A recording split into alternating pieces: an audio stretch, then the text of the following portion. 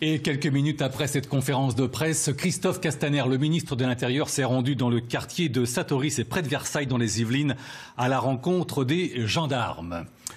Denis Jacob, bonjour. Vous n'êtes pas gendarme, vous êtes policier, vous êtes secrétaire général du syndicat alternatif police CFDT.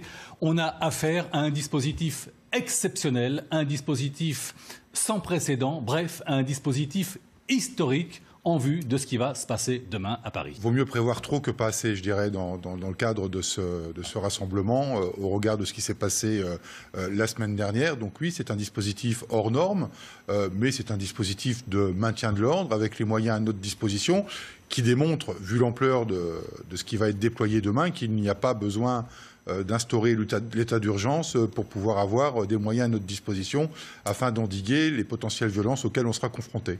Est-ce que vous êtes d'accord avec moi si je dis que demain, toutes les forces mobilisées, aussi bien sur l'ensemble du territoire qu'à Paris, devront être, j'allais dire, en excellente santé, parce que c'est vrai, beaucoup des hommes, beaucoup de policiers, beaucoup de gendarmes sont actuellement très fatigués par ce qui s'est passé précédemment. Oui, effectivement, mes collègues sont harassés, hein, ça fait déjà plusieurs semaines qu'ils sont rappelés, donc on annule leur repos.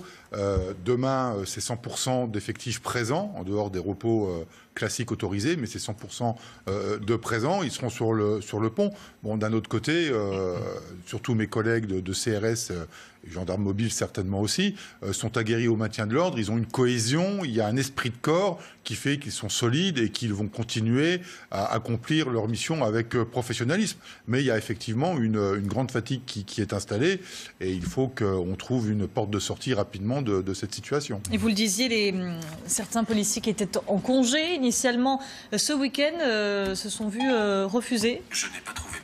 Oui, on a de nombreux reports de repos, d'annulations de repos, parce qu'il faut que tout le monde soit présent. Donc effectivement, il y a des annulations. Et alors qu'est-ce qu'ils vous disent? Dans quel état d'esprit est-ce qu'ils sont aujourd'hui à la veille de cette grande manifestation?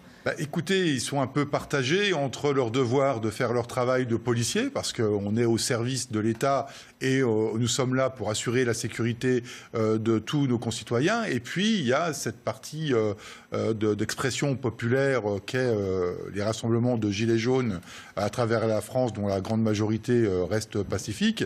Et ils se sentent également concernés par cette situation du problème de pouvoir d'achat.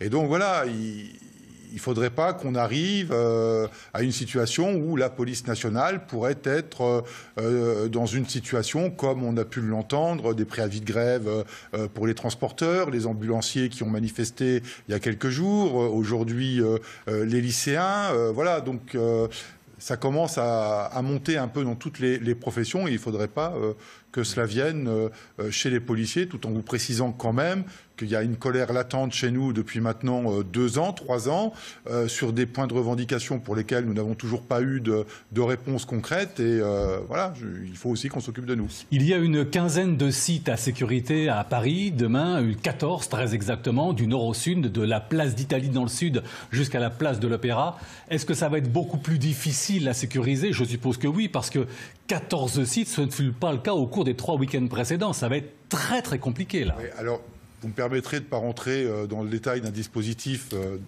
Bon, de toute façon, j'en ai pas le contenu détaillé, mais voilà, on sait que le dispositif qui sera mis en place n'est pas le dispositif que l'on a connu auparavant, un dispositif qui a fait ses preuves. Hein. Le maintien de l'ordre à la française est reconnu à travers le monde. Des polices étrangères viennent se former chez nous au maintien de l'ordre. Sauf que ce maintien de l'ordre dit statique dans le cadre habituel de manifestations qui sont normalement déclarées, organisées, n'est pas adapté à la situation à laquelle on est confronté.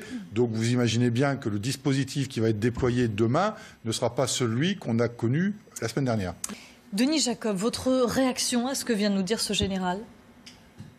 Je ne peux que confirmer ce qu'il vient d'affirmer. On est effectivement là pour assurer la sécurité de nos concitoyens et d'utiliser la force strictement nécessaire.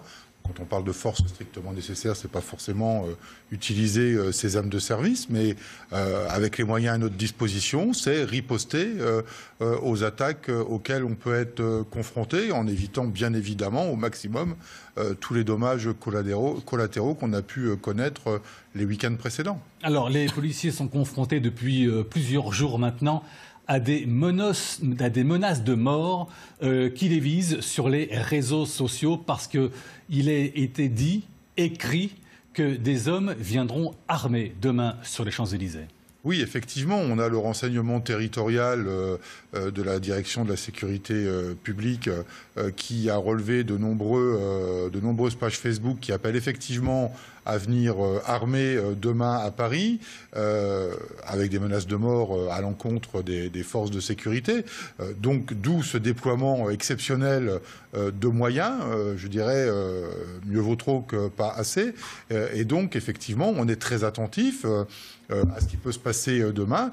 Et comme vous le rappeliez très justement il y a quelques minutes, le but c'est de pouvoir être beaucoup plus réactif, d'intervenir en amont et d'exfiltrer les meneurs de casseurs pour éviter d'avoir tous les affrontements et des risques physiques auxquels on a pu être confronté, notamment la semaine dernière. Mais sur la riposte, comment est-ce qu'on se défend dans une manifestation aussi violente quand on est gardien de la paix ?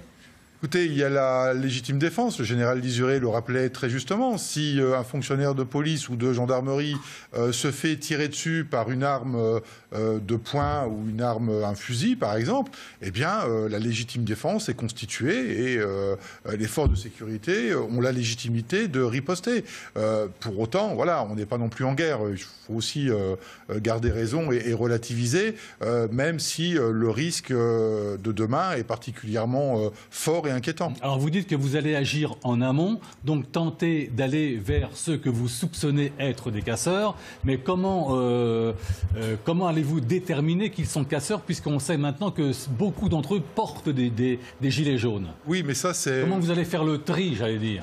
Si vous voulez, il n'y a rien de nouveau dans la technique qui va être mise en œuvre sur ce sujet-là demain. La technique d'identification, c'est une technique de renseignement territorial qui consiste, avant même qu'ils soient sur place, d'être repérés bien en amont, comme dans une manifestation classique, comme on l'a connu notamment sur les manifestations anti-loi travail en 2016, où on avait le renseignement territorial qui repérait des individus par leur tenue vestimentaire, par leur comportement, et qui faisaient l'objet d'interpellations avant même que le rassemblement n'ait lieu, pour éviter qu'ils arrivent à se réunir et à constituer des groupes entre guillemets armés, quelle que soit l'arme par destination, et avoir des rapports de force avec les forces de sécurité. Donc le travail, c'est véritablement un travail bien en amont pour éviter justement ce qu'on a pu connaître la semaine dernière. Denis Jacob, merci infiniment. Merci.